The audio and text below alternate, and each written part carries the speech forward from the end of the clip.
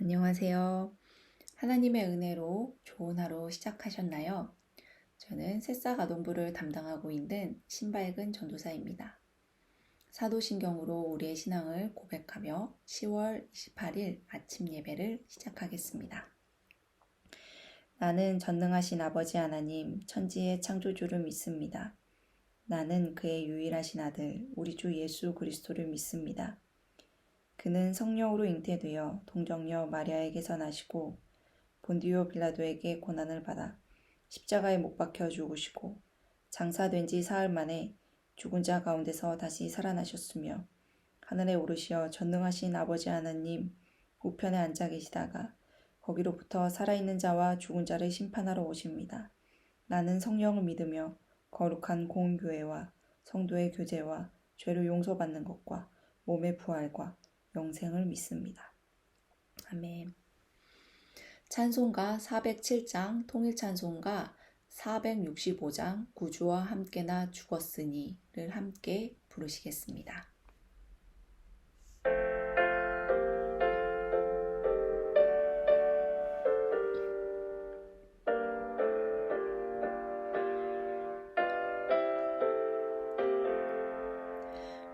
구주와 함께나 죽었으니 구주와 함께나 살았도다. 영광의 기약이 이르도록 언제나 주만 바라봅니다. 언제나 주는 날 사랑하사 언제나 새 생명 주시나니 영광의 기약이 이르도록 언제나 주만 바라봅니다. 맘속에 시험을 받을 때와 무거운 근심이 있을 때에 주께서 그때도 같이 하사 언제나 나를 도와주시네. 언제나 주는 날 사랑하사 언제나 새 생명 주시나니 영광의 기약이 이르도록 언제나 주만 바라봅니다. 뼈 아픈 눈물을 흘릴 때와 쓰라린 마음으로 탄식할 때 주께서 그때도 같이 하사 언제나 나를 생각하시네. 언제나 주는 날 사랑하사 언제나 새 생명 주시나니 영광의 기약이 이르도록 언제나 주만 바라봅니다. 내 몸의 약함을 아시는 주 못 고칠 질병이 아주 없네. 괴로운 날이나 기쁜 때나 언제나 나와 함께 계시네. 언제나 주는 날 사랑하사 언제나 새 생명 주시나니 영광의 기약이 이르도록 언제나 주만 바라봅니다. 아멘.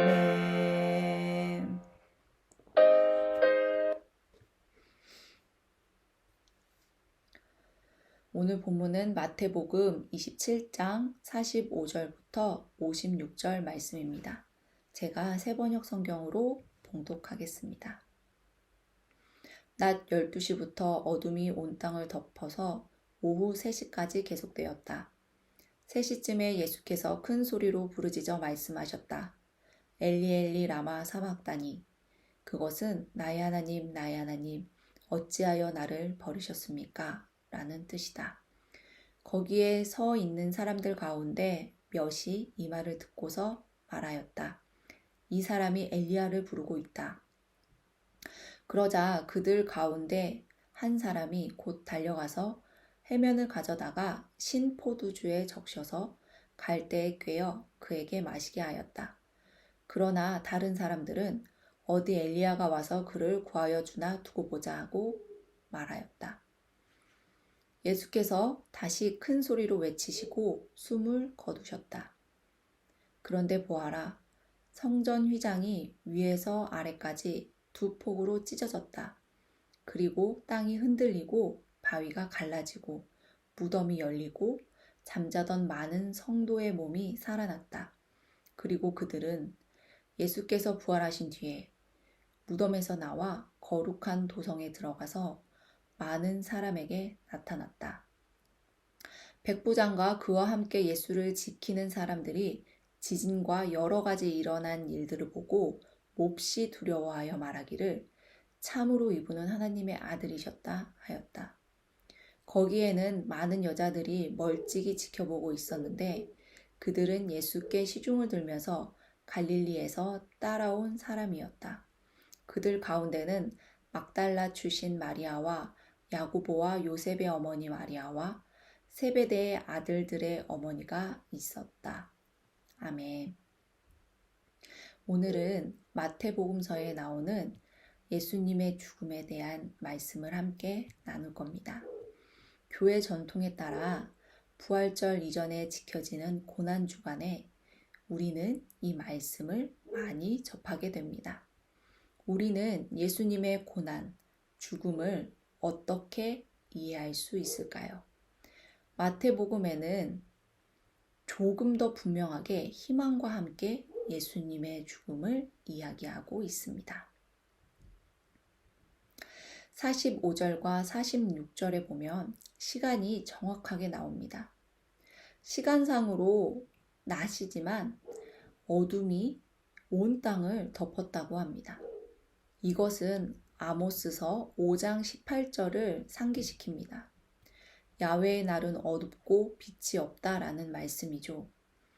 당시 사람들은 야훼의 날이 구원의 날이라고 생각했지만 예언자 아모스는 그 날은 구원의 날이 아닌 심판의 날이라고 말하며 빛이 아닌 어둠의 날이라고 했습니다. 따라서 아모스서의 야훼의 날은 곧 심판의 날 혹은 세상의 마지막 날로 이해할 수 있습니다. 그런데 마태복음 저자는 왜 예수님의 죽음과 심판을 의미하는 어둠을 연결시킨 것일까요?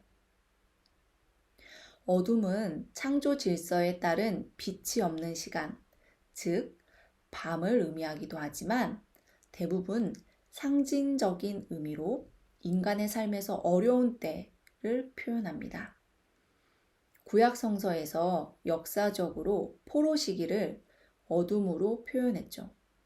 그리고 개인적인 삶에서 질병으로 고난을 받는 때, 가난으로 인해 굶주릴 때를 어둡다고 말하기도 합니다.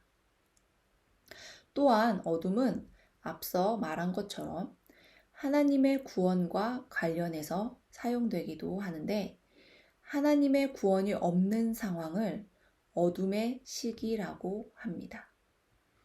하나님의 구원이 없는 그 어둠 속에서 예수님은 하나님께 버림을 받았습니다.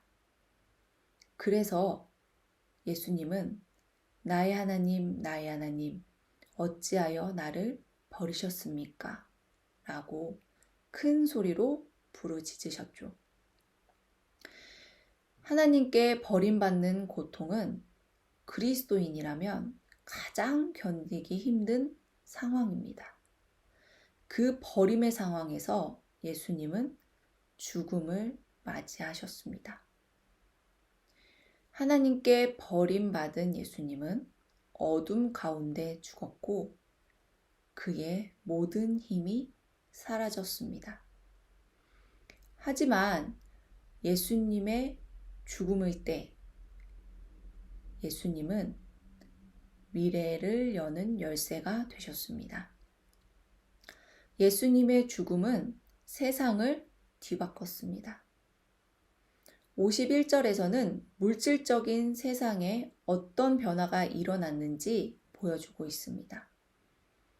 성전에 있는 휘장이 위로부터 아래로 찢어졌고 땅이 흔들렸습니다. 성전의 휘장 안, 즉 하나님이 임재하는 곳으로 대제사장 외에는 아무도 들어갈 수 없었죠. 그런데 그 휘장은 위로부터 아래로 찢어졌습니다. 이제 대제사장뿐 아니라 모든 사람들이 하나님이 임재하는 장소에 들어갈 수 있다는 것을 의미합니다. 이는 사람의 힘이 아닌 하나님의 뜻에 따라 모든 사람이 하나님께 올 수 있게 되었습니다. 휘장이 위로부터 아래로 찢어졌다는 표현을 통해 하나님께서 하신 일이라는 것을 분명히 나타내고 있죠. 접근 금지 지역이 예수님의 죽음으로 인해 접근 가능 지역이 되었습니다.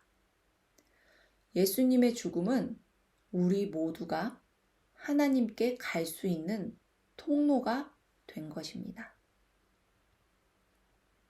또한 예수님의 죽음으로 땅이 흔들리고 바위가 갈라져서 무덤이 열리게 되었습니다.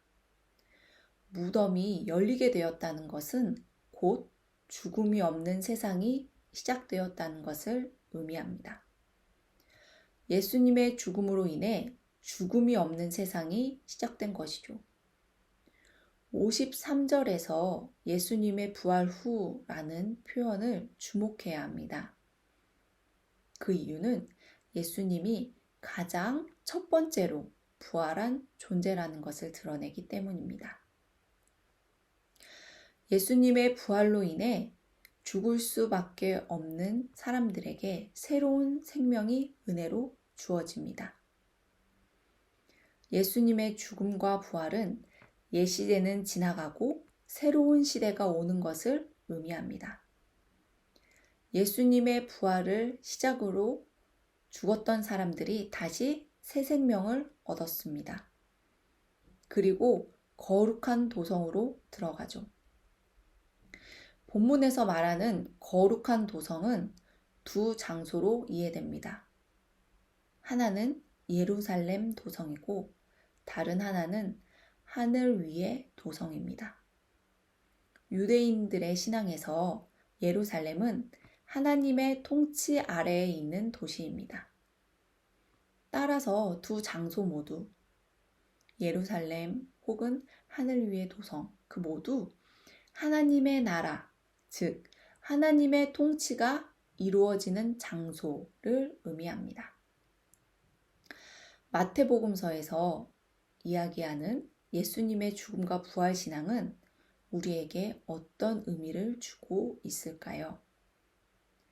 예수님의 죽음으로 옛 세상이 뒤바뀐 것처럼 우리는 우리의 옛 자아를 버려야 합니다. 우리의 고집, 우리의 생각 등 신앙생활에서 필요 없는 것들을 버려야 하죠. 또한 예수님의 부활로 새로운 세상이 도래하여 하나님의 통치가 온전히 이루어지는 도성에 들어가는 것처럼 새 생명을 얻은 우리의 삶 가운데 모든 것이 하나님의 통치 아래 놓여져야 합니다. 오늘 본문을 보면 예수님의 죽음을 지켜보고 있는 사람들이 있습니다. 그 사람들은 크게 두 분류로 나눌 수 있습니다. 첫 번째 부류는 예수님을 조롱하고 두려워하는 사람들입니다. 49절에 보면 예수님께서 하나님을 부르시는 것을 들은 사람들이 나옵니다. 히브리어로 엘리는 하나님을 의미하는데 그들은 엘리야라고 잘못 이해하고 있습니다. 그들 중에 진짜 엘리야가 와서 구해주는지 한번 보자 라고 예수님을 조롱하는 사람들이 나옵니다. 그리고 54절에 따르면 백부장과 그와 함께 예수를 지키는 사람들은 예수님의 죽음과 함께 세상이 흔들리는 것을 보고 몹시 두려워합니다. 그들은 예수님을 따르는 사람이 아니고 그저 예수님의 죽음과 함께 나타난 징조들로 인해 두려움을 느끼고 있는 것이죠. 반면 두 번째 부류의 사람들은 예수님을 따르는 사람들입니다. 55절과 56절에 갈릴리로부터 예수님을 시중들면서 따른 사람들이 나옵니다. 두 부류의 사람들 중에 우리는 어떤 사람들입니까?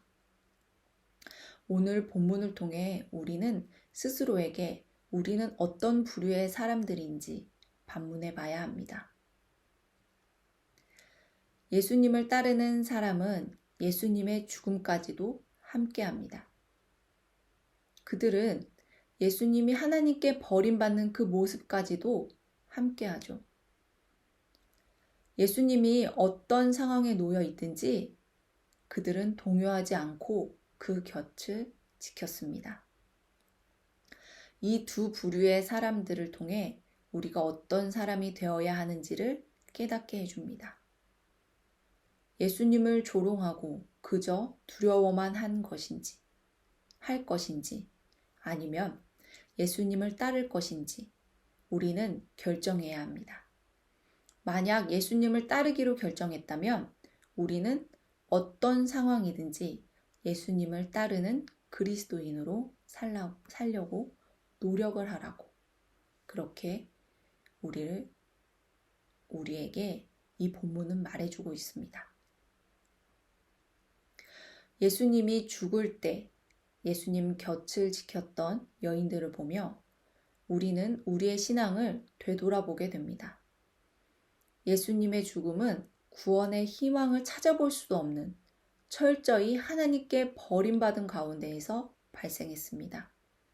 하지만 예수님의 죽음은 끝을 의미하지 않습니다. 새로운 시작을 의미합니다. 예수님의 죽음으로 휘장이 위로부터 아래로 찢어졌고 그것은 모든 사람들이 하나님을 만날 수 있는 상황이 되었다는 것을 의미합니다. 그리고 지진이 나고 바위가 갈라짐으로 무덤이 열려서 새 생명을 얻을 수 있는 은혜가 우리에게 주어졌습니다. 더 나아가 온전하게 하나님의 통치 아래에 놓이는 새로운 세상이 펼쳐지게 됩니다.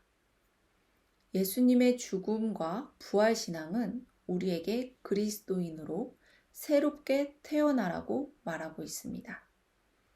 참된 그리스도인이 되기 위해 우리는 어떤 상황이든 온전히 예수님을 따르는 삶을 살아내야 합니다.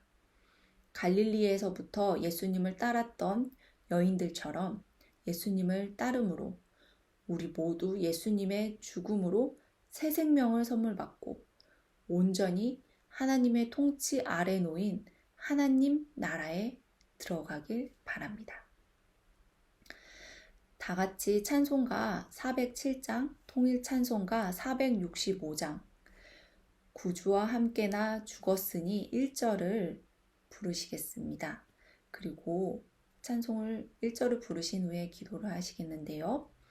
예수님의 죽음은 그것으로 끝난 것이 아니라 새로운 세상을 열어주는 열쇠임을 믿고 우리의 삶 가운데 어려움이 있다고 해도 신앙 안에서 그것 너머에 있는 하나님의 나라를 바라보기 위해서 함께 기도하시겠습니다.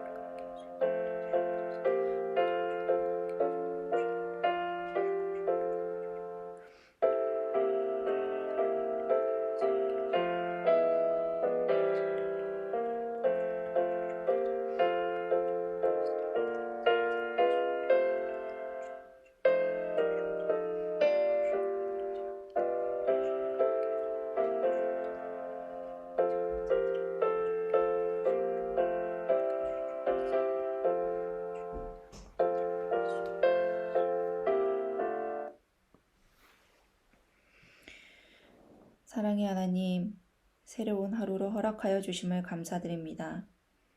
예수님의 죽음으로 우리에게 새 생명을 주셔서 감사합니다. 우리가 참된 그리스도인으로 새롭게 태어날 수 있도록 인도해 주셔서 감사합니다. 우리가 어떤 상황에 놓여 있든 오직 새 생명의 시작이신 예수님만을 따를 수 있도록 도와주시고 하늘 소망이 우리 삶 가운데에서 풍성하도록 주님 도와주십시오. 우리 공동체 안에 어둠 가운데 있는 하나님의 자녀들이 있습니다. 빛 대신 하나님께서 어둠을 이길 수 있도록 힘 주시기 원합니다. 오늘도 주님과 함께 하기를 원합니다. 우리의 삶을 온전히 하나님께 맡기오니 하나님께서 주관하여 주십시오. 우리와 늘 함께 하시는 예수님의 이름으로 기도드립니다. 아멘.